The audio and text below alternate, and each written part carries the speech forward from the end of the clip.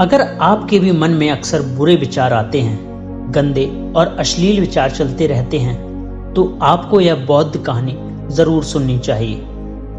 एक गांव में एक जवान लड़का रहता था। वह बहुत परेशान था क्योंकि उसका मन उन्हीं चीजों के बारे में सोचता रहता जिसके बारे में वह नहीं सोचना चाहता था। वह अपनी छोटी छोटी खुशियों के लिए अपने दिन का ज्यादातर समय बर्बाद कर देता और फिर बाद में इसके लिए पश्चाताप करता। लेकिन वह ना चाहते हुए भी अगले दिन फिर उन्हीं आदतों को दोहराता। वह अपने माता पिता का अकेला लड़का था। माता पिता भी धीरे धीरे बूढ़े हो रहे थे और वह जवान, लेकिन वह कुछ भी ऐसा नहीं कर पा रहा था जिससे उसके माता पिता को उस पर गर्व हो। वह जानता तो था कि वह अपने समय और जिंदगी के साथ गलत कर रहा है, लेकिन वह बहुत कोशिश करने के बाद भी खुद को बदल नहीं पा रहा था। वह अपनी समस्याओं के बारे में दूसरे बड़े लोगों को बताता और लोग उसे तरह तरह के सुझाव देते, लेकिन फिर भी कुछ भी बदलाव नहीं आ रहा था।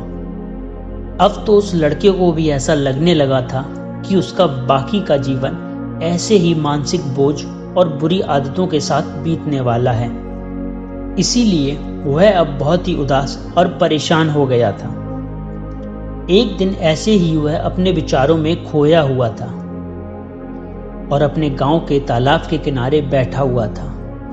तभी पीछे से उसका एक मित्र भागता हुआ आया और बड़े उत्साह से उसके कंधे पर हाथ रखकर बोला, मित्र, मुझे तुम्हारी समस्याओं का समाधान मिल गया है।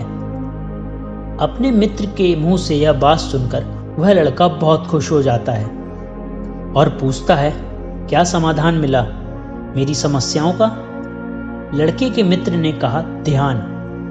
ध्यान तुम्हारी समस्याओं का समाधान है। लड़के ने कहा, यह ध्यान क्या होता है? मित्र बोला, कल हमारे गांव में एक बौद्ध भिक्षु आए हुए थे। गांव के सभी लोग उस बौद्ध भिक्षु से अपनी अपनी समस्याओं का समाधान पूछ रहे थे, तो मैंने सोचा कि मैं भी तुम्हारी समस्या का समाधान पूछ लेता हूं। तो मैंने उन बौद्ध भिक्षु से अपने मन को काबू में करने का तरीका पूछा। मेरा प्रश्न सुनकर बौद्ध भिक्षु ने ज्यादा कुछ तो नहीं कहा, बस इतना ही कहा कि ध्यान जीवन की सभी समस्याओं का समाधान है। मैंने सोचा कि तुम्हें ध्यान के बारे में पता होगा, इसीलिए मैंने उन बौद्ध से ध्यान के विषय में ज्यादा कुछ नहीं पूछा। अपने मित्र की यह बात सुनकर उस लड़के ने कहा, मुझे उन बौद्ध से मिलना है, और उसका मित्र बौद्ध भिक्षु को ढूंढने निकल पड़े। बहुत पूछताछ और खोज मशक्कत के बाद उन्हें वह बौद्ध भिक्षु बगल के एक गांव में पेड़ के नीचे ध्यान करते हुए मिलते हैं। वह दोनों उस बौद्ध भिक्षु के पास जाकर बैठ जाते हैं और उनकी आंखें खुलने का इंतजार करते हैं। थोड़ी देर बाद जब बौद्ध भिक्षु अपनी आंखें खोलते हैं तो उन्हें प्रणाम करते हैं और कहते हैं, आपने यह तो बता दिया कि ध्यान जीवन की सभी समस्याओं का समाधान है, लेकिन आपने यह नहीं बताया कि ध्यान है क्या? बौद्ध भिक्षु ने कहा, ध्यान क्या है इसको मैं शब्दों में समझा नहीं पाऊंगा, इतनी मुझ में समझ नहीं, लेकिन क्योंकि तुम लोगों ने प्रश्न किया तो मुझे कुछ ना कुछ तो बताना ही पड़ेगा। तो सुनो, ध्यान का मतलब है ना कोई प्रश्न, ना कोई उत्तर, ना कोई विचार और ना ही कोई भावना। यह एक ऐसी स्थिति है जो हमारी वास्तविकता से हमारा परिचय करवा दी है। इस स्थिति में पहुंचकर व्यक्ति के अंदर कोई भी प्रश्न, कोई भी विशेष नहीं रह जाता, क्योंकि उसके सामने सब कुछ स्पष्ट हो जाता है। उसे इस जीवन की वैधता का आभास हो जाता है। लड़के ने पूछा, लेकिन ध्यान की ऐसी स्थिति को कैसे प्राप्त किया जाए? बौद्ध भिक्षु ने कहा, ध्यान करना बहुत आसान है। क्या तुम्हें बैठना आता है? लड़के ने कहा, हाँ, मैं बैठ सकता हूँ। बौद्ध भिक्षु ने कहा, कितनी देर तक बैठ सकते हो? लड़के ने जवाब दिया, ऐसे तो कभी आजमाया नहीं, लेकिन जितनी देर तक चाहूं उतनी देर तक बैठ सकता हूं। भिक्षु बोले, 1 घंटा आंख बंद करके सीधा बैठना। और लड़के ने पूछा, कब और कहाँ बैठना है? तो भिक्षु ने कहा, कभी भी और कहीं भी, बस जगह स्थान एकांत होनी चाहिए। लड़के ने फिर प्रश्न किया, मेरे मन में है गंदे विचार और मेरी बुरी आदतें हैं, कितने दिन में छूट जाएंगे? बौद्ध भिक्षु ने कहा, सिर्फ 1 दिन में, अगर तुम 24 घंटे आंख बंद कर कर बैठ सको तो। फिर वो लड़का वापस अपने घर आ जाता है और ध्यान करने बैठ जाता है। जैसे वह अपनी आंखें बंद करके बैठता है, उसके मन में तरह तरह के विचार उठने शुरू हो जाते हैं, जैसे ध्यान करने से सचमुच कुछ फायदा होगा? मैं अपनी बुरी आदतों को छोड़ पाऊंगा या नहीं? आखिर सभी लोग मेरी इज्जत कब करेंगे? मैं तो उससे प्रेम करता हूँ, लेकिन वह मुझसे प्रेम क्यों नहीं करती? मैं ऐसा क्या करूँ कि बहुत सा धन कमाऊं और अपने गांव का सबसे अमीर व्यक्ति बन जाऊं? इसी तरह के और भी विचार के मन में लगातार उठने लगे। फिर उसे ध्यान आया कि भिक्षु ने कहा था, ध्यान की अवस्था में कोई विचार, कोई भावना नहीं होती। अपने विचारों को रोकने का प्रयास करने लगा, लेकिन तब बहती नदी के पानी को कभी रोक पाया है? वह लड़का भी अपने विचारों को नहीं रोक पाया और आंखें खोलकर बैठ जाता है और सोचता है कि अब तक के जीवन में बहुत से काम किए, लेकिन इतना मुश्किल काम कभी भी नहीं किया। और वह बौद्ध भिक्षु बोल रहे थे कि ध्यान करना बहुत ही आसान है। फिर वह लड़का बौद्ध भिक्षु से मिलने दोबारा अपने घर से निकल पड़ता है और उनके पास पहुंचकर कहता है, आपने तो कहा था कि ध्यान करना बहुत ही आसान है, लेकिन यह तो मुझे दुनिया का सबसे मुश्किल काम लग रहा है। मेरे बहुत प्रयास करने के बाद भी मेरे मन में विचार आना बंद नहीं हो रहे। बौद्ध भिक्षु ने कहा, लेकिन तुमसे विचारों को रोकने के लिए किसने कहा है? लड़का बोला, तो विचार रहित स्थिति कैसे प्राप्त होगी? आपने ही तो कहा था कि ध्यान में कोई विचार, कोई प्रश्न नहीं होते। बौद्ध भिक्षु ने कहा, हमारे दिमाग में हर समय बहुत से विचार जन्म लेते हैं और मरते हैं, लेकिन हमारा मन उनमें से किसी एक विचार को पकड़ लेता है और फिर उससे जुड़े विचारों के बारे में सोचता चला जाता है, और इस तरीके से हमारा मन विचारों में उलझ जाता है और फिर हम सोचने लग जाते हैं कि हम क्या कर रहे थे। जब तुम ध्यान करने बैठोगे तब तुम्हारे दिमाग में भी बहुत से विचार उठेंगे और खत्म हो जाएंगे, लेकिन तुम्हें किसी भी विचार का चुनाव नहीं करना, बस उन्हें देखना है।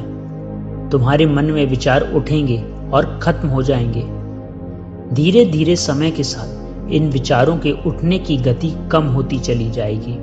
बौद्ध भिक्षु के मुंह से यह सारी बातें सुनकर वह लड़का अपने घर आ जाता है और दोबारा ध्यान करने के लिए बैठ जाता है। इस बार वह लड़का बौद्ध भिक्षु के बताए अनुसार अपने मन में उठ रहे विचारों को देखता है।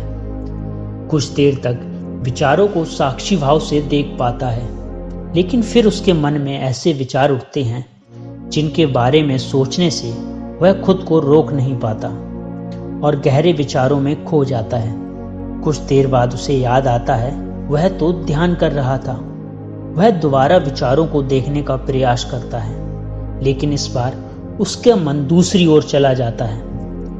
अब उसके मन में अश्लील विचार उठने लगते हैं। वह लड़का सोचता है, ध्यान जैसी पवित्र स्थिति में यह अश्लील विचार क्यों उठ रहे हैं? मैं अपने मन में उठ रहे अश्लील और गंदे विचारों को रोकने का बहुत प्रयास करता है, लेकिन वह उन्हें रोक नहीं पाता। उसके मन में लगातार बस एक ही विचार उठ रहे थे। बहुत देर तक प्रयास करने के बाद जब वह लड़का परेशान हो जाता है तो वह ध्यान से उठकर सीधा बौद्ध भिक्षु के पास पहुंचता है और कहता है, मैं जब भी अपनी आंखें बंद कर कर ध्यान करने के लिए बैठता हूं तो मेरे मन में सिर्फ अश्लील और गंदे विचार ही आते हैं। बौद्ध भिक्षु ने कहा, कोई भी विचार अच्छा या बुरा नहीं होता, इसीलिए कोई भी विचार को बुरा समझकर उसे जबरदस्ती दबाने का प्रयत्न मत करो, क्योंकि हमारे द्वारा विचारों का विरोधी उन्हें और शक्तिशाली बनाता है। इसीलिए किसी भी विचार का दमन करने का प्रयास मत करो, क्योंकि इस मन की प्रकृति ही ऐसी है कि हम इसे जिस चीज के बारे में सोचने से रोकते हैं, यह उसी चीज को और ज्यादा सोचने लगता है। इसीलिए तुम्हारा विचारों को रोकने का प्रयास व्यर्थ है, और तुम जिन विचारों को गंदे व अश्लील विचार कह रहे हो, वह विचार भी तुम्हारे जीवन का एक हिस्सा है। इंसानी जीवन को आगे बढ़ाने के लिए इन विचारों का उठना भी जरूरी है। एक बात हमेशा याद रखना कि जीवन में हम जिस भी चीज को अस्वीकार करते हैं, हमारा मन उसी चीज में सबसे ज्यादा रस लेने लगता है। इसीलिए जीवन की किसी भी सच्चाई को नजरअंदाज करने का प्रयास मत करो। हर चीज को स्वीकार करो, तभी तो उससे मुक्त हो पाओगे। लेकिन इसका मतलब यह नहीं कि तुम हर समय काम वासना के विचार में ही डूबे रहो। तुम्हें समझना होगा कि काम वासना हमारे जीवन का एक छोटा सा हिस्सा मात्र है, पूरा जीवन नहीं। जीवन के इस पहलू को भी स्वीकार करो और आगे बढ़ो, क्योंकि जीवन में इसके आगे भी बहुत कुछ जानने के लिए है। लड़के ने कहा, लेकिन हमारा मन हमारे सामने इतनी चाली क्यों चलता है? क्या हमारा मन ही हमारा शत्रु है? बौद्ध भिक्षु ने कहा, नहीं, मन हमारा शत्रु नहीं है। यह तो बस उन्हीं चीजों को अनुभव करना चाहता है जिसमें इसे आराम मिले, आनंद आए। इसीलिए जब भी हम कोई काम करते हैं जिसमें शुरू में ही आनंद नहीं मिलता, तो हमारा मन उस काम का विरोध करता है। बौद्ध भिक्षु ने आगे कहा, अगर तुम अपने मन में बुरे विचारों को खत्म करना चाहते हो तो अपनी आदतों को बदलो, और आदतों को तुम केवल तब ही बदल सकते हो जब तुम्हारा मन तुम्हारे काबू में होगा, और तुम्हारा मन तुम्हारे काबू में तब ही आएगा जब तुम खुद को जानोगे, जब तुमसे हमको अनुभव करोगे, जब तुम ध्यान को अनुभव करोगे। इतना कहकर बौद्ध भिक्षु खड़े हो गए और एक हल्की सी मुस्कान के साथ लड़के के सर पर अपना हाथ रख दिया। इसके बाद उन्होंने अपना भिक्षा पाद उठाया और वहां से चले गए। लड़का उन बौद्ध भिक्षु को जाता हुआ देखता रहा, लेकिन वह बहुत खुश था, क्योंकि उसे अपनी समस्याओं का समाधान मिल चुका था, ध्यान के रूप में। वह समझ गया था उसे हर रोज ध्यान के लिए बैठना है, और उसे अपने आते जाते विचारों को देखना है, लेकिन किसी भी विचार को पकड़ना नहीं है। समय के साथ वह विचार खुद ही गायब होते चले जाएंगे। साथ ही वह यह भी समझ गया था, कोई भी विचार अच्छा या बुरा नहीं होता, विचार सिर्फ एक विचार होता है। इसीलिए विचारों का विरोध करना भी व्यर्थ है। दोस्तों, मुझे उम्मीद है कि आपको इस वीडियो में बहुत कुछ सीखने को मिला होगा।